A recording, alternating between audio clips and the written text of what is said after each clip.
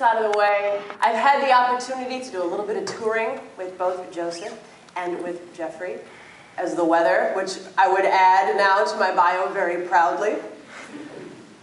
I'm excited for this conversation. I'm excited to hear what your questions are. This is how we're going to roll. In a moment, I'm going to bring out Jeffrey and Joseph, the writers of Night Vale. We're going to chat for a little while. Feel free if there's something of particular interest. I will be scanning the crowd for, yes, more of that hot and cold style. And then at the end, I will absolutely open it up to questions. All right? Thank you guys so much for being here. Night Vale crowds are unlike any other I have ever had the opportunity to say hello to, and I'm so excited to learn more about how the entire culture of this thing grew up in the past few years. So, I'm going to take my seat in the official moderator chair. I'm going to cross my left leg over my right as the moderator does. I'm going to open my... How many of you guys have already heard the Night Vale podcast? I have a feeling there's not too much of an introduction to be done, but just in case you've wandered here out of the cold, or perhaps the parent of a really big Night Vale fan. Joseph Fink began this project. He now works with Jeffery Cranor, writing the podcast, writing the scripts for the live shows, and of course, the creation of the project, which tonight we're all here to celebrate. Welcome to Night Vale, a novel. Can we all please welcome Jeffrey and Joseph?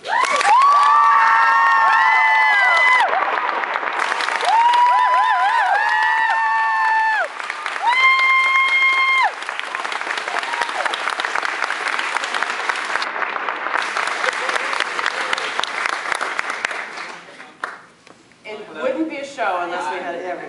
My Eric. No. That's okay, I can tell. Yeah! Try this one, and I'm going to switch this little switch. Did I have it on mute? Do you want me to come and do a secret IT adjustment? I'm going to do that. Oh, no, no. Yeah! At least telepathic it happened. That was super amazing. Hi. Well, for those of you who've maybe been longtime fans, but haven't yet actually had the opportunity to see any of the live events, this one is Joseph. That one is Jeffrey. Tonight, what I'm hoping to do is to talk a little bit about craft, a little bit about you dudes as artists, and a little bit, whether or not you want to, about cultural commentary. Okay? Sure. Okay. So you've now kind of ushered this project across several forms. Before we get into the transition into the book, like, if I were to corner your mother in an elevator... Go on. Okay. and I was to say, what's the thing your son does? What would your mother say Welcome to Night Vale is? Well, I mean, if you asked her what I do, she'd say writer. Okay. My mom is very supportive. Is she? Okay. And so when you first set off on this like podcast cruise, and if somebody said, what is Welcome to Night Vale about, did you get it? Yeah, she actually, one of our first iTunes reviews was my mom. And it's still, it's still like, I think the second, like if you sort them by helpful, which iTunes does automatically, it's the second top review. So the second top review that comes up if somebody just opens up iTunes out here. As soon as you turn your phones back on, well, I want someone to hand me their phone. What about you? Oh, my mother would say it's the thing he does that makes me proud. Like, that's super sweet lady. She, no, I think I don't know that my parents, before we started, had any clue what a podcast was, and I think that we were a couple years in before they fully understood what it was. Like, I explained how to download it and listen to it. But she was definitely a person who was like, can you burn it on the CD? Yeah. No, she figured it out. She was great. No. And aesthetically, you guys get a lot of comparisons to shows like Twin Peaks. Woo! Yeah? Yeah! Okay, I'm into it. I wasn't sure, to be honest, generationally, if that would resonate. Like, do you dig that comparison? And are there others that drive you nuts, or that you particularly are flattered by? Oh, absolutely dig Twin Peaks. Twin Peaks is brilliant. I love Twin Peaks so much. And yeah, if I'm going to get compared to David Lynch, and his masterwork. And I'm going to be like, yeah, that's great, let's do that. Yeah, I'm really into it, although, to be honest, I did not see Twin Peaks until we were about a year into Night Vale. I was also an adult when I got into it, Yeah. but I knew that like the people I thought were cool, like it's a kind of nod knowingly. I had never seen the TV show when it was on, but Fire Walk With Me came out when I was in, to date myself, it came out when I was in high school. And a friend of mine was like, you have to see it, it's amazing. Haven't you seen Twin Peaks? No. Well, just go watch it, it's great. And so I watched the movie. I watched that movie so many times. I just think it's amazing. And I know a lot of Twin Peaks fans don't like the movie as much. Yeah. But I thought it was just so strange and it makes no sense at times. And I didn't watch the TV show until maybe about 5 years ago. Are there some comparisons you get that drive you nuts or that feel kind of off base that you still find yourself fielding? Radio dramas? Yeah, radio dramas is a big one. Especially like, they always want to be, I feel like it's just a lazy shorthand of like, oh, it's radio drama, so therefore it must be like 30s radio drama. Oh, Yeah. And so when you get like, especially journalists that just don't know a lot about us, and they just know, oh, radio drama, and they're like, so you guys are based on like 30s radio dramas, like The Shadow or whatever, right? And yeah, I think we share almost nothing in common with those shows, except for that it's audio storytelling. General format. Yeah. Even the format, because like those shows had dialogue and sound effects and told the story in a very like cinematic way, almost like it was very like, you know, it was all kind of action and snappy dialogue and Sound effects. And yeah, and we, for the most part, obviously we do other things sometimes, but for the most part, we try and keep it a single storyteller telling a story, and even when we have guest voices, oftentimes those guest voices will be a monologue as well. Just because we really like that form of strip everything away except for one person talking and telling a story, and how gripping can you make that? Yeah. Well, that's interesting. So aesthetically, would you put that at the center of what drives Night Vale? Like narrative or character or style? If you had to pick one of those three, is there one that's kind of the engine of the project? Maybe character? I think you think story. Well, I think storytelling, but I think storytelling involves all three of those to kind of take it. I just like, I think we came at Night Vale from out of like downtown New York theater where you have no money and you have, it's you in a black box, and so you have to... What's a black box for those people? Not a plain black box, but... Just like a black box theater, so just like, kind of imagine a black box and then put some theater seats in it. And imagine that there's a person standing at one end, at the end. It's like a 60-seat theater. A very everything's minimalistic, painted nothing's black. fancy, Nothing no fancy. cool There's props. usually no like elevated stage or curtains or anything like that. So this is like low budget. Low budget. Yeah, oftentimes there's not even like elevated seats. I mean, sometimes there is, but a lot of times folding chairs. Yeah. Yeah, and then you then have to like find a way to make a story gripping with just, I'm going to stand here and tell you a story. And I think with Night Vale, we were really trying to do that same thing of like, if you just take everything away but a storyteller. So describe, like, for those first few episodes, I mean, if we were to try to imagine where those are being written and where those are being recorded, what are those sessions like? Pretty isolated, right? Like, because the very first episode, Joseph wrote on his own, sent it to Cecil, who then recorded it, and then got John's music and layered that into it. But John being Disparition. John being Disparition, who does all the bed music for the podcast. And so when we write alone. And we alternate episodes. So I'll write an episode, and then when I'm done with it, when I reach first draft status, I'll send it to Joseph, who will then edit it and send it back. And once we're ready to go, we send it to Cecil, who records in his apartment. So there's I think a lot of people imagine, like, sometimes we've been doing some interviews lately on the phone. People are like, you guys live together? Like, Oh, really? Yeah, we get that. We also get a lot of like, can we get a photo of Cecil recording in the Night Vale studio? And we're like, well, I mean, you can get a photo of Cecil in his underwear in front of the Cecil in his bedroom. I'm sure a lot of people would say, I'll take it. Yeah. Just follow him on Instagram.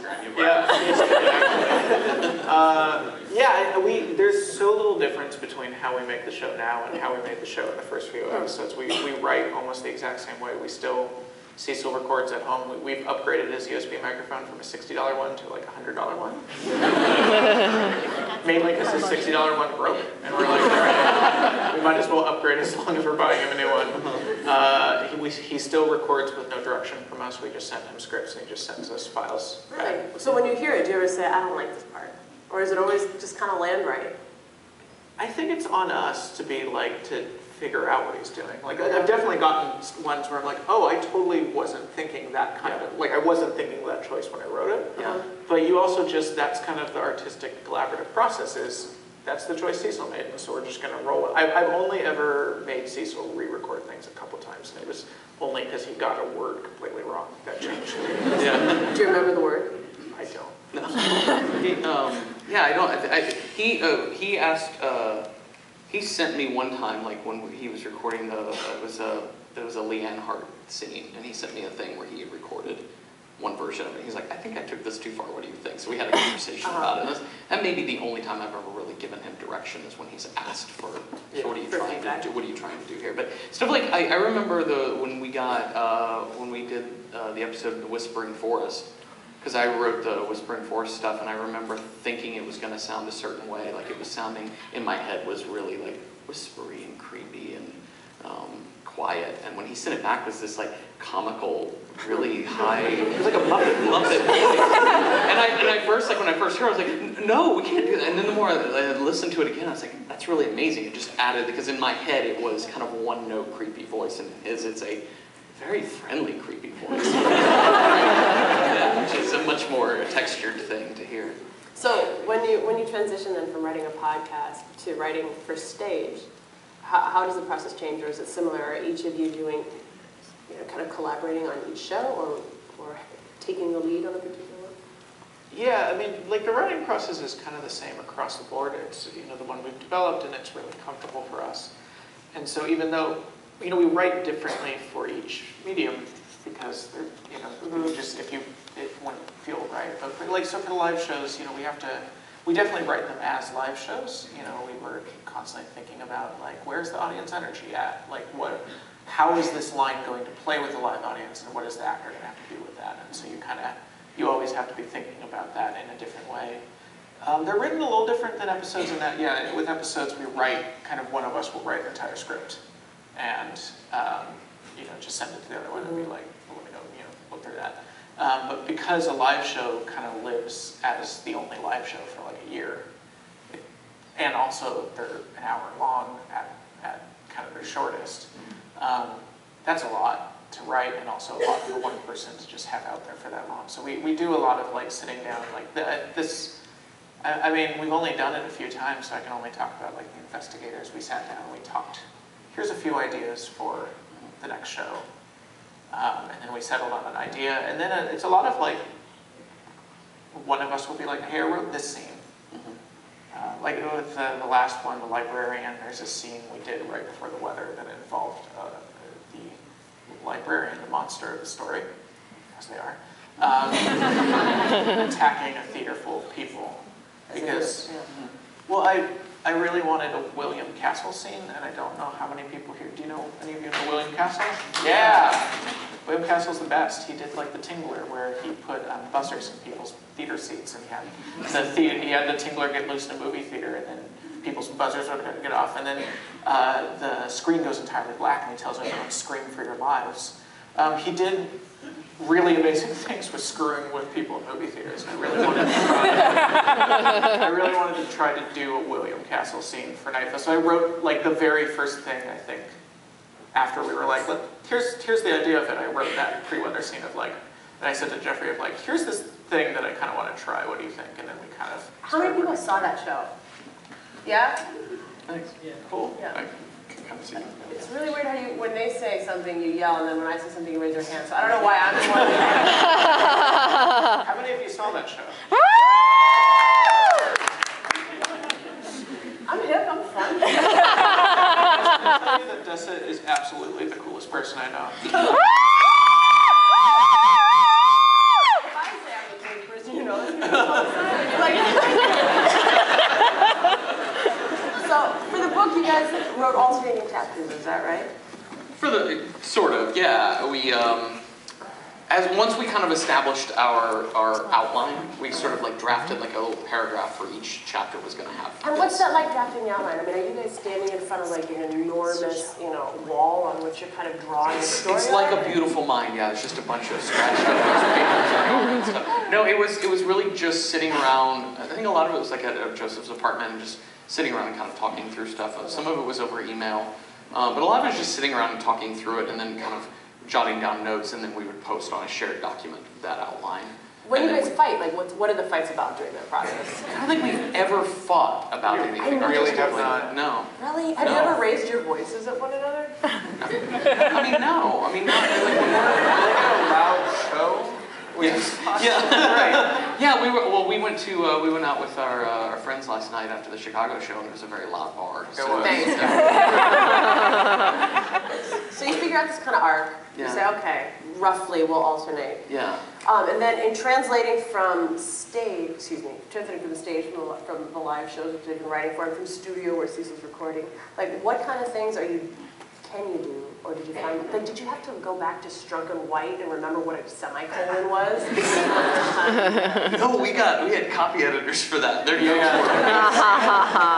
they interns. And there's so many rules. I mean, a lot of it you get a choice. Like when you publish, you get your draft, they send you back a Word document that is all marked up with track changes on all the things that the copy editors, and they just have notes.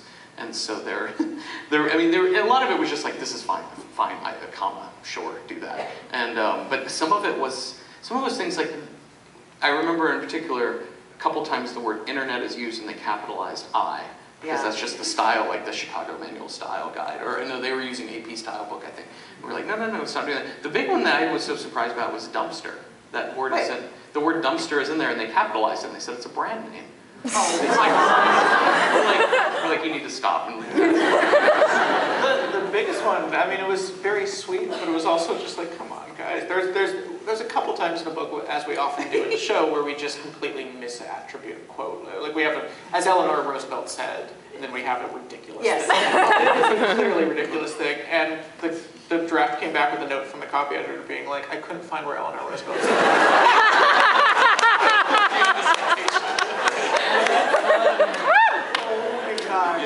You can just hear them pushing their glasses. But it really is so great because you want somebody who's not going to make any judgment calls or assumptions about what you meant. Like they are so one track and so specific that you're like, and as long as you have the option to say no, please don't change that. It's really great.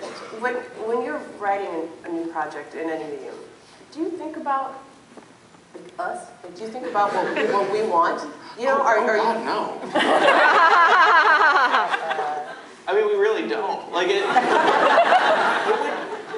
would. I feel like if you try to write to an audience, you would kill your creativity. Like it just. I mean, yeah, I can't imagine good work coming out of that. I'm sure good work accidentally has, But like, it's that difference between like writing to a demographic, right? Is what you're saying. Like to say like, here's what our audience should look like. Let's write to that set of people, right? But we do think about our audience though in terms of like, we did think about it in terms of like who's reading the book, right? If you have the fans who have listened to all 70 some odd episodes 3 times through, you definitely don't want to write a book that tells them the exact same thing that they've already listened to. But that's more an aesthetic, you're right. That's more making sure that the whole thing works in aesthetic concert. Yeah. But definitely not writing to, here's the audience we need to gain, or here's how to make people happy and okay with us, that type of thing. I imagine that some of you have been sitting, you have the copies now, right? Yeah. Woo! Because are you in while you were waiting for us to come on? 30? Ooh, you're fast. Anybody got to be 30? 41. 41, you lying. Well. There's 9 in the audiobook. I'll see you when I'm ready. Well, after you finish the work, and then you're free, maybe, to imagine how it's going to be received or not be received, or maybe you don't even muddy your minds with it. But I had the chance to get an advanced copy because we were going to be hanging out today. And one of the questions I had was, is this going to be banned? I know, right? Did you hear what Joseph just said? I hope so. I hope so.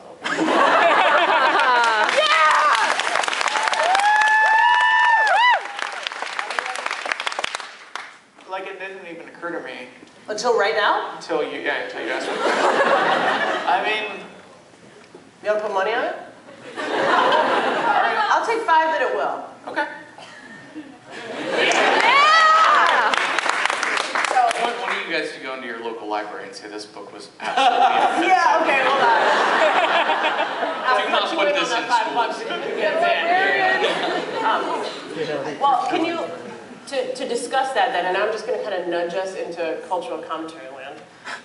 Can I get like a few sentences of a synopsis of what this book is about, the general story? Why don't we alternate sentences? Because I bet you guys have answers. Jeffrey, you go.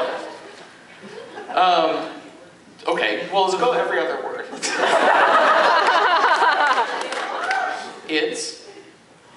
Oh, we're actually... I gotta be in the audience.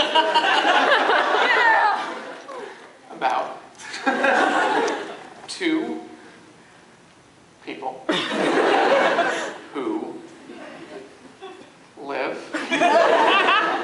in Night Vale.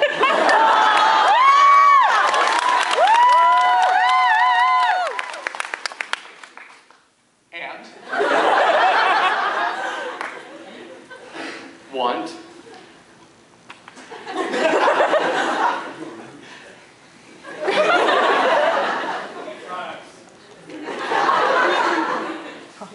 a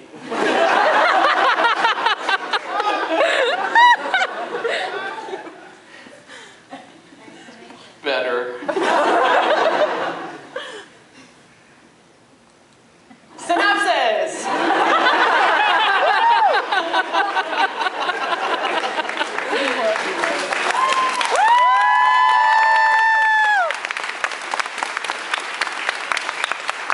can sign up for our improv class. Any suggestions from the audience for the plot of a book? It's about 2 very different women who live in Night Vale. One who is the owner of a pawn shop, and who is 19 and has been 19 for as long as she can remember, because time doesn't really work in Night Vale.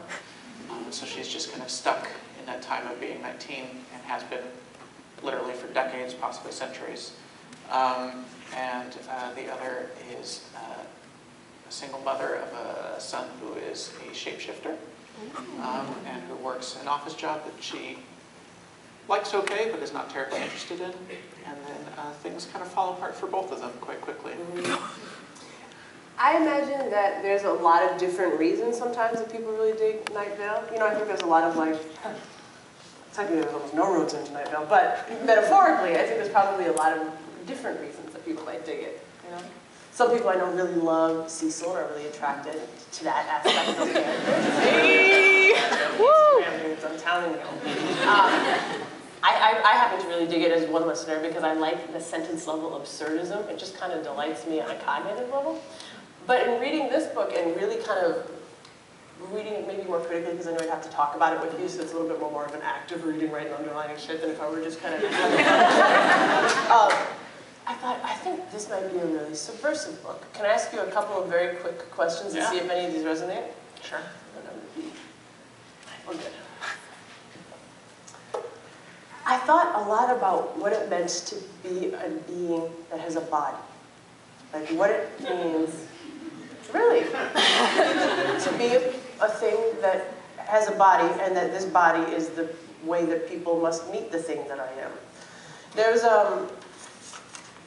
a line about one of the characters, and I don't think there's nothing to spoil here, but when her body won the race to womanhood against her person, Diane began to hear that she was tall, short, fat, skinny, ugly, sexy, smiled too much, smiled too little, had bad hair, had beautiful hair, had something in her teeth, dressed nice, dressed cheap, had duck feet, had elegant feet. She was too dark, she was too pale.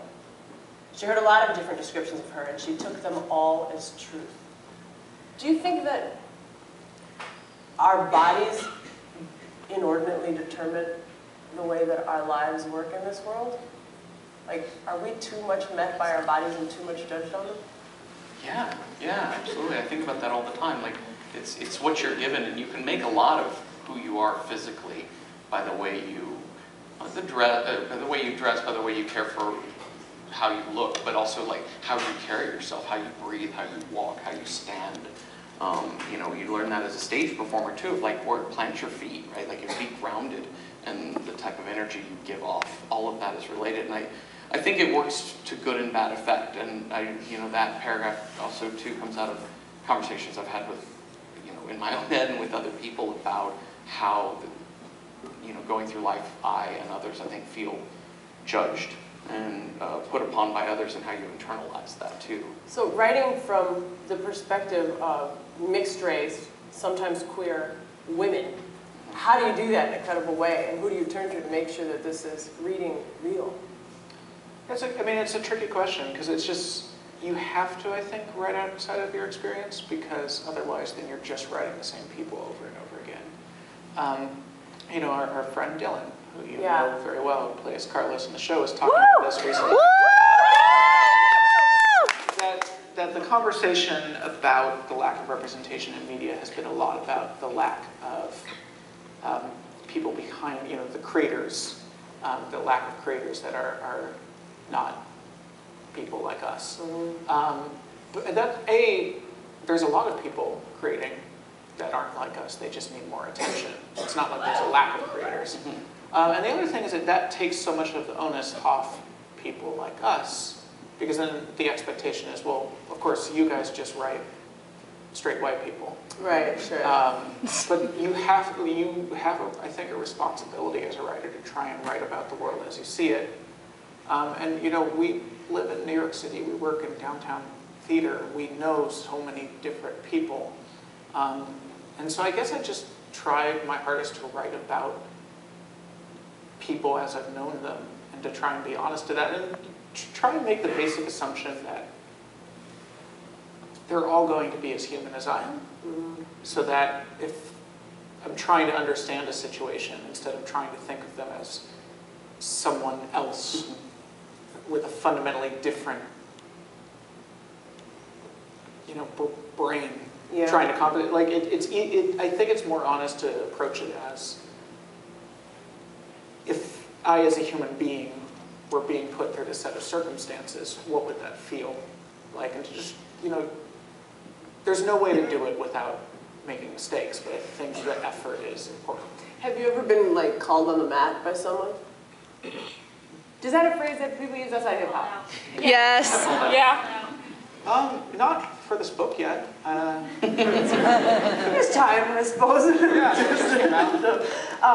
There's another, you know, part of what's fun is like reading, listening to the podcast, or reading down the page and finding a little quirk where Night Vale is reality departs from the reality in which we live. But then in reading this book, I was sometimes more interested in, like, how is the Night Vale reality exactly the same, just at like 112% of how we live it. After signing up for LifeLock, you will be immediately picked up by our friendly armed technicians and transported in protective restraints to a secure and heavily guarded facility. And we go on and on about how our privacy must be protected. Well, this is like the real stuff on the news, you know, this week. Like, to what extent do you feel the same way about the U.S. government as the citizens of Night Vale feel about